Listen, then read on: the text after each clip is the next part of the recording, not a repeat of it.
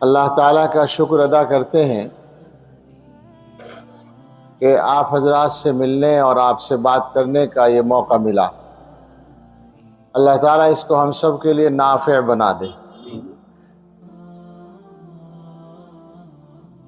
مسلمانوں کے کسی بھی مجمع کے ساتھ بیٹھنے اور بات کرنے کا موقع ہو تو دین کی کوئی بھی بات کی جا سکتی ہے، اور آج کل جو مسلمانوں کے عام معمول کے اعتبار سے موسم چل رہا ہے وہ سیرت پر بات کرنے کا ہے۔ عام معمول کے اعتبار سے کہا میں نے۔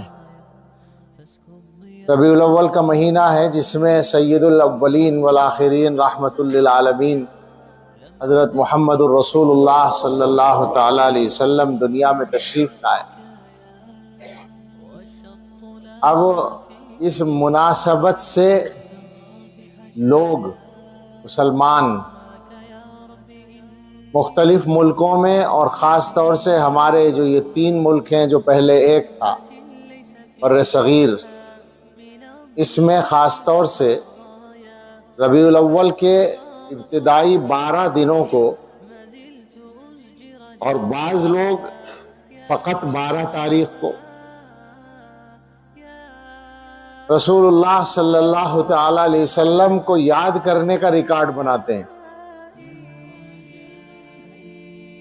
جلسے ہوتے ہیں، جلوس نکلتے ہیں، اور جلسوں کی تعداد میرا اندازہ ہے لاکھوں ہوتی ہے۔ تینوں ملکوں میں ملا کر تو لاکھ سے اوپر جلسے ہو جاتے ہیں ہر سال۔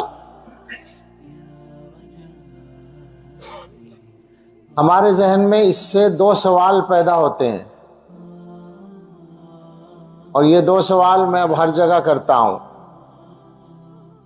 پہلا سوال تو یہ ہے کہ کیا حضور علیہ السلام کا حق بس اسی سے ادا ہو جاتا ہے، یا اتنا ہی حق ہے کہ ربیع الاول کے 12 دنوں میں یاد کر لیا جائے، یا یہ ضروری ہے کہ 12 مہینے یاد کیا جائے؟ سوال بنتا ہے 12 دن یا 12 مہینے؟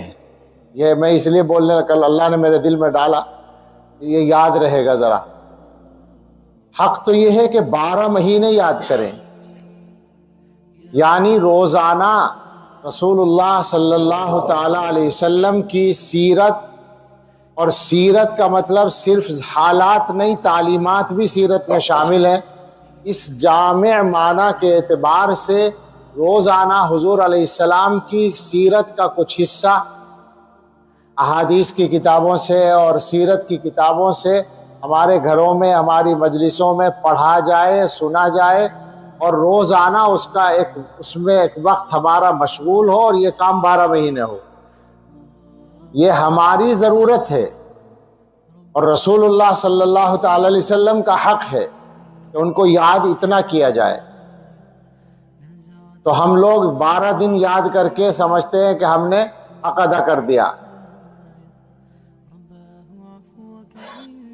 دوسرا سوال، کیا تذکرہ کر لینا اور یاد کر لینا اور تعریفیں کر دینا، حضور کی نعتیں پڑھ لینا، یہ کافی ہے یا کچھ اور بھی کرنے کی ضرورت ہے؟ اگر حضور علیہ السلام کے اعتبار سے دیکھا جائے تو حضور کو تو ہمارے تذکروں کی بھی ضرورت نہیں ہے۔ ان کا تذکرہ تو اللہ تعالیٰ نے ہمیشہ کے لیے بلند کر دیا، وَرَفَعْنَا لَكَ ذِكْرَكَ۔ ان کی ضرورت تو بالکل نہیں ہے، لیکن ہماری ضرورت کو دیکھا جائے تو ہماری ضرورت صرف تذکرہ کرنے سے پوری نہیں ہوتی۔ ہماری ضرورت ہے کہ ہم عمل کے درجے پر آ جائیں، اتباع کے درجے پر آ جائیں، اور دین اسی کا نام ہے کہ اتباع کیا جائے اللہ اور اللہ کے رسول صلی اللہ علیہ وسلم کے احکام کا۔ مگر ہم لوگوں کی ایک پریشانی ہے، ہمارے مزاج معاف کیجئے گا، مجھے ملاقات آپ سے پہلی ہو رہی ہے، مگر تھوڑا بہت اگر بعض لوگ جانتے ہوں گے مجھے سادہ انداز میں اردو میں بات کرنے کی عادت ہے. اگر بری لگے تو معافی چاہ لوں گا، مگر بات میری ایسی نہیں ہوگی کہ میں اس کے لیے بھی معافی چاہوں. بات تو وہی ہوگی جو انشاءاللہ صحیح ہوگی. ہمارے مزاج میں یہ بات ہے کہ ہم دین کے کاموں کو بھی اپنی رائے اور رائے سے زیادہ اپنی خواہش کے مطابق طے کرتے ہیں. بتائیے غلط تو نہیں کہہ رہا ہوں؟ دین میں جو چیز ہمیں پسند ہے اس پہ ضرور عمل ہم کر لیں گے.